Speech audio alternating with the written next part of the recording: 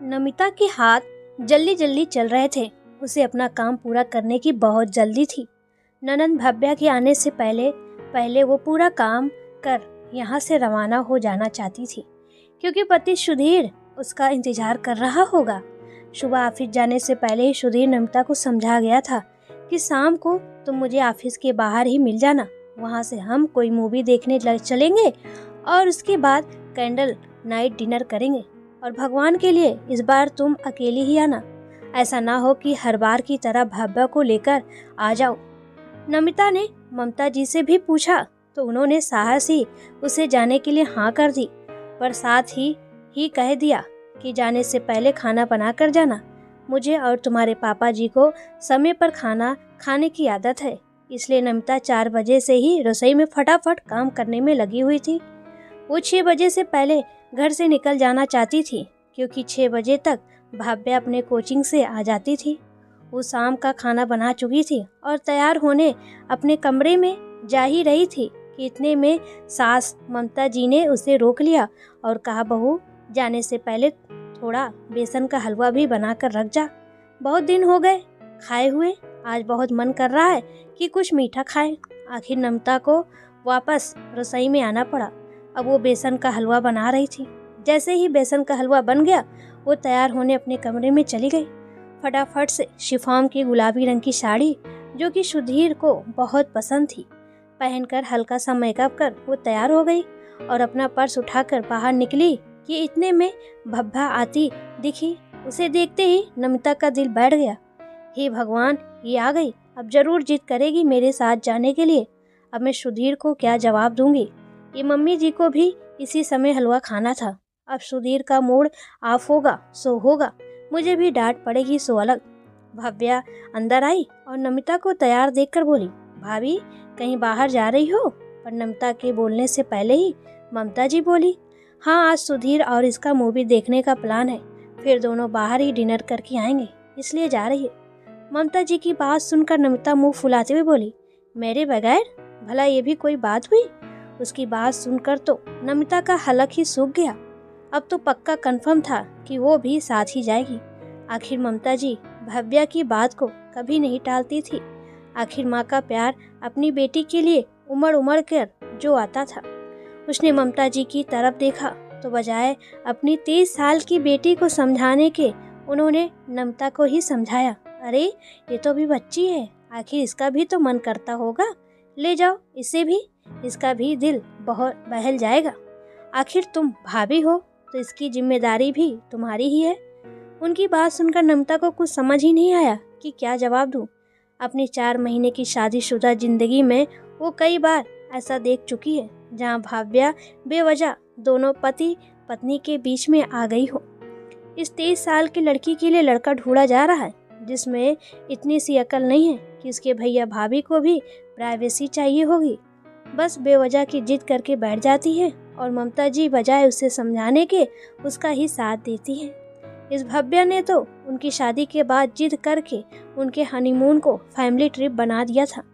शादी के 1 सप्ताह बाद केरल के लिए टिकट बुक थे, पर भव्या की जिद के कारण भव्या और ममता जी का टिकट भी बना। जब विपुल जी ने समझाने की कोशिश की तो ममता जी ने जवाब दिया, अरे वो दोनों तो अलग कमरे में रहेंगे और हम दोनों अलग कमरे में। अरे पर तुम बेटे बहू के साथ अच्छी लगोगी क्या? क्यों नहीं अच्छी लगूंगी? एक आदर्श बहू तो वही होती है जो अपने परिवार को अपने साथ लेकर चले। आखिर हम सब जितना एक साथ रहेंगे उतना ही तो परिवार को जान पाएंगे। इसके आगे विपुल जी भी कुछ समझा नहीं पाए। अब दोनों पति पत्नी न तो ठीक से कहीं घूम पाए और न ही एंजॉय कर पाए, क्योंकि पहले दिन ही ममता जी की तबीयत खराब हो गई। सो 2 दिन तो उनकी सेवा में निकले और आखिर 2 दिन बाद सुधीर ने टूर ही कैंसिल कर दिया और सब लोग घर लौट आए। तभी बाहर से ससुर विपुल जी अंदर आया और नमिता को वहीं देखकर बोले, अरे बहू अभी तक तुम गई नहीं? हाँ बस भव्या अभी तैयार हो जाए फिर नमिता उसके साथ ही निकलेगी। अचानक ममता जी ने कहा तो विपुल जी ने नमिता की तरफ देखा। उन्हें बात समझते देर नहीं लगी। उन्होंने ममता जी से कहा, अरे भव्या वहाँ क्या करेगी? भला इन दोनों के बीच में उसका वहाँ क्या काम? क्या करेगी इससे क्या मतलब? मूवी देखेगी और डिनर बाहर करके आएगी जैसे ये दोनों करके आएंगे? और भैया भाभी ये लोग उसके इनसे जिद नहीं करेंगी तो किससे करेगी? ममता जी ने तुनक कर कहा। इसके आगे भी विपुल जी कुछ कह नहीं पाए। इधर नम्रता अपने कमरे में आ गई और उसने सुधीर को मोबाइल पर मैसेज लिखकर भेज दिया, भव्या भी आ रही है। ये मैसेज सुधीर ने देखा तो उसने फटाफट नम्रता को फ़ोन लगाया और नम्रता ने भी फ़ोन उठाने में देर नहीं की। नम्रता के फ़ोन उठाते ही सुधीर बोला, तुमसे कहा था ना मैंने कि भाव्या के आने के पहले ही निकल जाना। जरूरी है क्या हर बार भाव्या को साथ लाना? उसकी बात सुनकर नम्रता बोली, इसमें मेरी क्या गलती? तुम्हारी बहन को इतनी अकल नहीं है कि पति पत्नी को भी प्राइवेसी चाहिए होती है। ऊपर से मम्मी जी भी उसकी हाँ में हाँ मिलाते हुए उसे साथ भेज देती है। नम्रता की बात सुनकर सुधीर गुस्से में बोला, रहने दो, मत आओ तुम लोग यहाँ पर, मैं खुद ही घर आ रहा हूँ। अरे पर अब अगर तुम कैंसिल करोगे तो वो लोग मुझे दो बातें सुनाएंगे। कह देना कि मेरी तबीयत ठीक नहीं है, कहकर सुधीर ने गुस्से में फ़ोन काट दिया। इधर नम्रता का भी मूड ऑफ हो चुका था। उसने भी कपड़े चेंज कर लिए। भाव्या तैयार होकर उसके कमरे में आई तो देखा नम्रता घर का सूट पहने कपड़े समेट रही थी। उसे देखते ही वो बोली, ये क्या भाभी, अपने कपड़े भी चेंज कर लिए, जाना नहीं है क्या?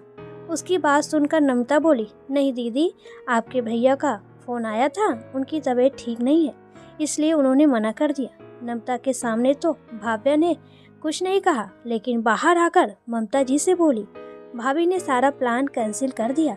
पता नहीं मुझे देखकर तो वो कभी खुश ही नहीं होती। उसकी बात सुनकर ममता जी ने नम्रता को आवाज़ देकर बुलाया और कहा, ये मैं क्या सुन रही हूँ बहू, तुमने सारा प्लान कैंसिल कर दिया? तुमसे मेरी बेटी की खुशी देखी नहीं जाती? अरे तुम लोगों से नहीं बोलेगी तो किससे बोलेगी? हम लोग तो आज है कल नहीं है। इसका मतलब तो साफ है कि हमारे जाने के बाद मेरी बेटी का तो मायका ही नहीं होगा। अगर तुम्हारे मायके वाले तुम्हारे साथ ऐसा करे तो तुम्हें कैसा लगेगा? इधर ममता जी अपनी बहू को सुनाए जा रही थी, उधर भाव्या ये देखकर मुस्कुरा रही थी। आखिर नम्रता ने कहा, मम्मी जी, प्लान मैंने कैंसिल नहीं किया है। सुधीर जी का फ़ोन आया था, उनकी तबीयत ठीक नहीं है तो खुद उन्होंने मना किया है, कहकर नम्रता रसोई में चली गई और बाकी बचे सदस्यों का खाना तैयार करने लगी। इतने में सुधीर भी आ गया, पर उससे किसी ने कुछ नहीं कहा। सुधीर ने नम्रता से बिल्कुल बात नहीं की। 2 दिन तक सुधीर और नम्रता के बीच में बातचीत नहीं हुई। आखिर थक हार कर नम्रता सुधीर से बोली, आखिर मेरी क्या गलती है जो तुम मुझसे बात नहीं कर रहे हो? उसकी बात सुनकर सुधीर गुस्से में बोला, तुम मना नहीं कर सकती थी भाव्या को? हर जगह उसे अपने साथ लेकर चलना जरूरी है क्या? मैं तुम्हारा पति हूँ, मेरे भी कुछ अरमान हैं, कुछ समय तुम्हारे साथ अकेले बिताना चाहता हूँ, तो क्या गलत है? लेकिन नहीं, तुम तो भाव्या और मम्मी को कुछ बोल ही नहीं पाती हो। उसकी बात सुनकर नम्रता गुस्से में बोली, अरे वाह सरवर कुमार, तुम्हारी खुद की तो हिम्मत होती ही नहीं है अपनी मम्मी और बहन को कुछ कहने की, और मुझसे उम्मीद करते हो कि मैं ही कहूँ? मैं तो भाभी हूँ, पर तुम तो सगे भाई हो, पर फिर भी तुम्हारी ये हालत है। खैर तुम आदर्शवादी बने रहो, मैं ही बुरी बन जाती हूँ। मैं तो बाहर से आई हूँ, मुझे तो बुरा कहना बहुत आसान है।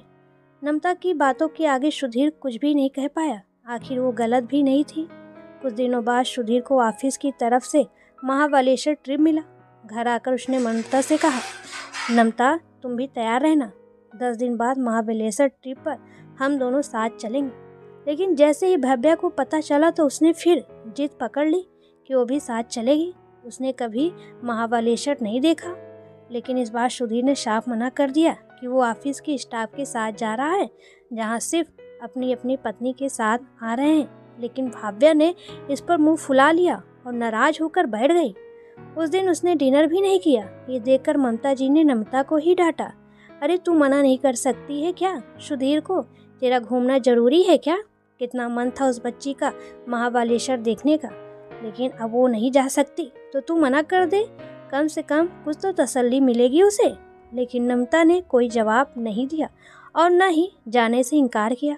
जब भव्या ने चिल्लाकर नम्रता से कहा तो नम्रता ये बर्दाश्त नहीं कर पाई कि भव्या उससे इस तरह से चिल्लाकर बात कर रही है। उसने पलटकर भव्या से कह दिया, दीदी मुझे माफ़ करो, पर हम पति पत्नी हैं, कभी तो हमें अकेला छोड़ दिया करो। हर जगह हमारे साथ जाना जरूरी है क्या? बस यही बात ममता जी और भाव्या ने पकड़ ली। इस कारण से घर का माहौल बड़ा खराब सा हो गया। लेकिन महाबलेश्वर जाने से पहले इससे उभरने का बहुत जल्दी ही मौका मिला। रविवार के दिन भाव्या को देखने लड़के वाले आए। लड़का नवीन, उसकी माँ, पापा, बड़ा भाई और छोटी बहन भी आए थे। देखने दिखाने का सिलसिला चला और फाइनली उन लोगों को भाव्या पसंद आ गई। 51 रुपए और मिठाई का डिब्बा देकर रोका कर दिया गया। सभी पुरुष खा पीकर बाहर हॉल में बैठे थे। वहीं सारी महिलाएं भाव्या के कमरे में बैठी हुई थी। तभी नम्रता सबके लिए शरबत बना कर ले आई। उस समय भाव्या की ननद ने भाव्या से पूछा, भाभी बताइए आपको कौन सी जगह पसंद है, ताकि आपकी शादी के बाद हम आपका हनीमून ट्रिप वहीं का सेट कर दें। यह जानकर भाव्या शर्मा गई और कुछ नहीं बोली। यह देखकर भाव्या की होने वाली सास बोली, अरे बेटा बताओगे नहीं तो हमें कैसे पता चलेगा। तब उसकी जगह ममता जी बोली, मेरी बेटी को महाबलेश्वर जाने की बड़ी इच्छा है। वो तो अपने भैया भाभी के साथ जाना चाहती थी, लेकिन इन लोगों ने मना कर दिया। ममता जी की बात सुनकर नम्रता का चेहरा उतर गया, पर उसने बात संभालते हुए कहा, दरअसल बात यह है कि महाबलेश्वर ट्रिप इनके ऑफिस की तरफ से है, तो सभी स्टाफ मेंबर जा रहे हैं और उनके साथ उनकी पत्नियां ही जा रही हैं, इसलिए मना किया था। पर वैसे आप फिक्र मत कीजिए, हमारी दीदी बहुत ही आदर्शवादी हैं। हमारी मम्मी जी ने तो उन्हें शुरू से सिखाया कि अपने परिवार को साथ लेकर चलना चाहिए, इसलिए हनीमून पर भी इन्हें अकेले भेजने की ज़रूरत नहीं है। आप चाहें तो पूरा फैमिली टूर कर सकते हैं। उसकी बात सुनकर सब लोग हंस दिए। भाभा की ननद बोली, अरे भाभी, आपकी भाभी तो बड़ी ही मजाकिया है, लेकिन भाभी जी हम ऐसे नहीं हैं। अरे भैया भाभी को भी तो प्राइवेसी चाहिए होती है ना। अब इनके हनीमून पर हम क्या करेंगे। उसकी बात सुनकर भाभा की होने वाली सास बोली, बिल्कुल सही कहा बेटा, बेटे बहू को भी तो प्राइवेसी चाहिए होती है। अब ऐसे में परिवार के सदस्य हर बार उनके बीच में आए तो कई जगह पर तो घर टूटने की कगार पर आ जाते हैं। ना बाबा ना, हम तो ऐसी हरकत के सख्त खिलाफ हैं। उनकी बात सुनकर ममता जी और भाभा की चेहरे की हवाइयाँ उड़ गई। दोनों एक दूसरे की तरफ देखने लगी और जैसे ही उनकी नज़र नम्रता से टकराई, दोनों ने अपनी नज़र नीची कर ली। खैर थोड़ी देर बाद लड़के वाले वहाँ से रवाना हो गए। इस बारे में घर में किसी ने कोई बात नहीं की, लेकिन जिस दिन सुधीर और नम्रता महाबलेश्वर के लिए रवाना हो रहे थे, उस दिन घर में सब खुशी खुशी उन्हें रवाना कर रहे थे। आज ना तो ननद का मुंह फूला था और ना ही सास डांट रही थी। दोस्तों आपको ये कहानी कैसी लगी प्लीज़ कमेंट